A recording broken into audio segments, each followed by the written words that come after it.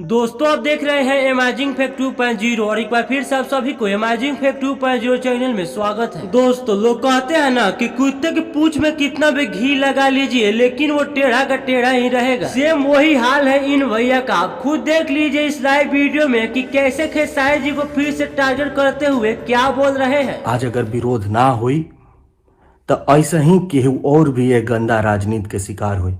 ऐसे ही केहू कोनो गरीब या मध्यम वर्ग के लड़का अपना दम पर आगे बढ़े के कोशिश करी तो ओकरा के गाली और मानसिक रूप से प्रताड़ित करके पीछे धकेले के कोशिश कल जाई। ये सब काहे होता है? काहे से कि हम सच बोलनी और काहे ना बोली।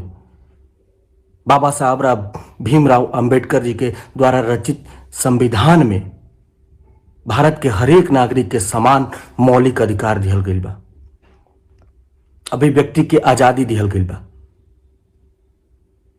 सच बोलल हम। तो दोस्तों आपको क्या लगता है कि आखिर ये लोग ऐसा क्यों कर रहे हैं? नीचे कमेंट करके जरूर बताइएगा। और अगर आप भी ट्रेंडिंग स्टार खेसारी लाल यादव जी का फैन है तो चैनल को सब्सक्राइब करके बेल आइकन को दबा लीजिएगा, क्योंकि इस चैनल पर खेसारी जी से संबंधित खबर सबसे पहले आते हैं। तो मिलते हैं आपसे फिर एक नए वीडियो में, तब तक के लिए जय हिंद जय भारत।